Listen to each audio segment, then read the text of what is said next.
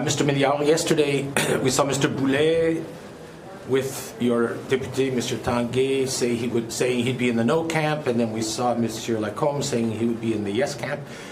Do you think all CAQ MNAs need to say which camp they would be in? Well, I think it would be interesting because, you know, this is a very fundamental question for the future of Quebec. And we have, again, and I say that respectfully, we have a Parti Québécois that has been leading in the polls for the past 2 years.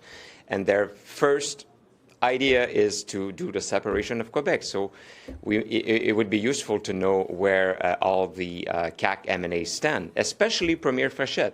She hasn't been able, and so is Mr. Duhem, she hasn't been able as of now to say frankly, clearly, bluntly what she would vote for in an eventual referendum. I think it's a problem. Well, we know she worked for Mr. Lisée in the PQ in the past. I do know. You may have a hint of what she might think. Well, you're going to have to ask her, because I think she's leading Quebec right now. She needs to be clear. There's no gray zone when it comes to the national question in Quebec. Why does it matter right now knowing who's in which camp? The PQ hasn't even been elected. Sure, they're leading the polls, but would it not matter more in October? I think it matters now because we're 130 days away from a very, transformational election for Quebec.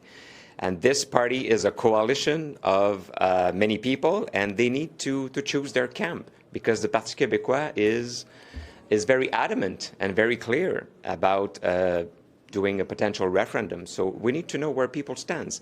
And so Mr. Boulet and Mr. Lacombe have been, frank enough, honest enough to say that. So let's see what happens for the rest. But the CAQ is against a referendum, so how... I know the CAQ is against a referendum, but if there is a referendum, why not be clear about what would happen? Anyway, I'm clear, and I've said that many times for the past 25 years, and I said that in Toronto yesterday also, that at the next leaders' debate, I will be surrounded by all people that voted yes in the 1995 referendum. It's just a basic fact.